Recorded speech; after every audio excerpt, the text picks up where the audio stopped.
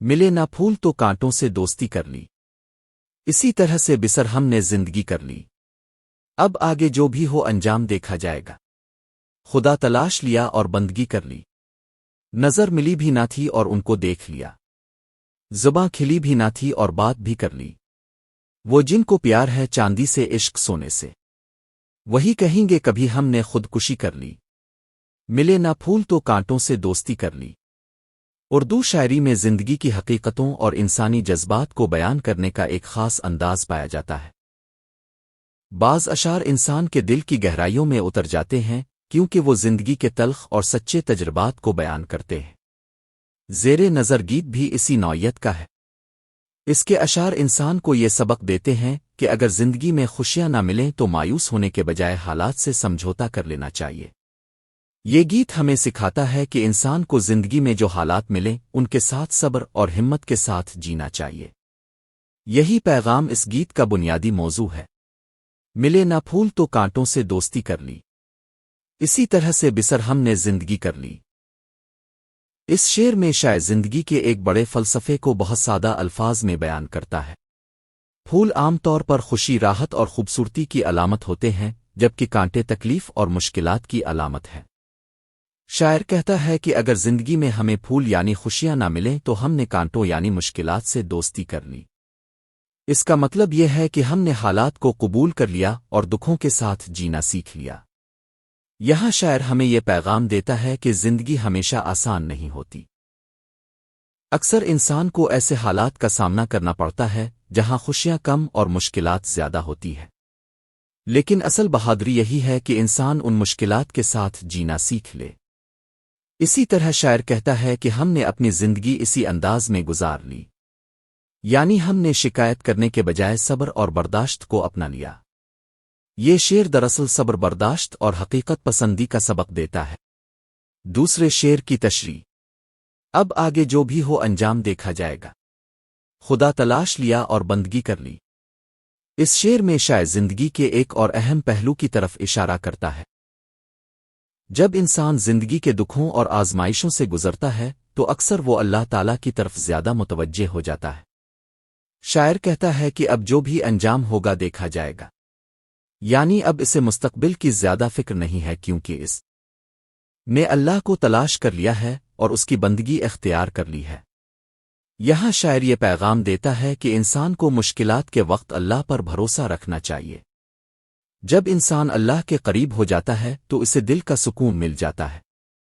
یہ شعر دراصل ایمان، توکل اور روحانی سکون کی طرف اشارہ کرتا ہے۔ تیسرے شعر کی تشریح۔ نظر ملی بھی نہ تھی اور ان کو دیکھ لیا، زباں کھلی بھی نہ تھی اور بات بھی کر لی۔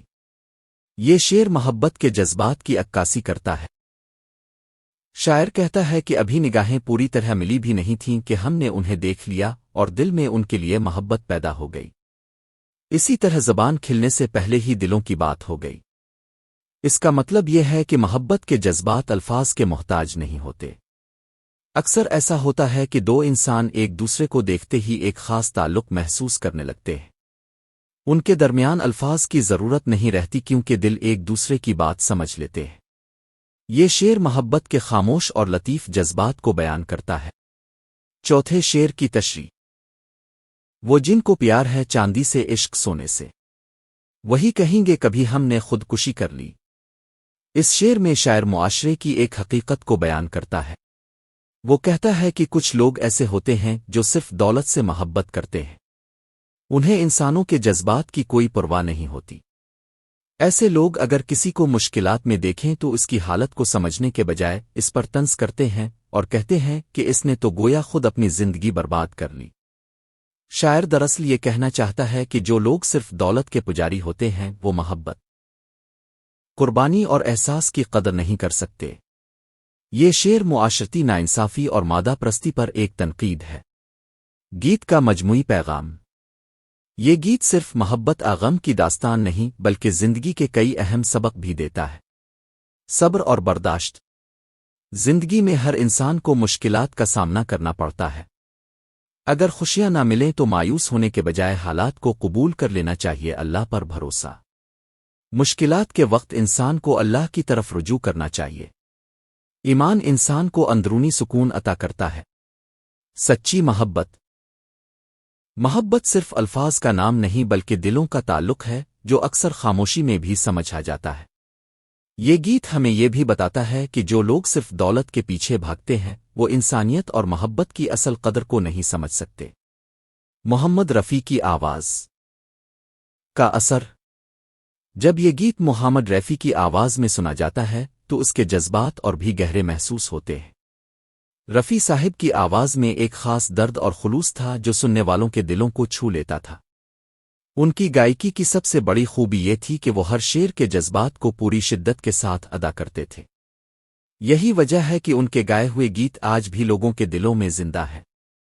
یہ گیت زندگی کے فلسفے، محبت کے جذبات اور انسان کی روحانی کیفیت کو بیان کرنے والا ایک شاہکار ہے۔ اس میں شاعر نے یہ بتایا ہے کہ اگر زندگی میں خوشیاں نہ ملیں تو مایوس ہونے کے بجائے مشکلات کو قبول کر کے جینا سیکھ لینا چاہیے۔ اللہ پر بھروسہ، محبت کی سچائی اور حالات کے ساتھ سمجھوتا کرنا ہی کامیاب زندگی کا راز ہے۔ ناظرین، چینل کو سبسکرائب کریں، دوستوں میں شیئر کریں۔ شکریہ، ہمیشہ مسکراتے رہیے۔ اللہ نگہبان۔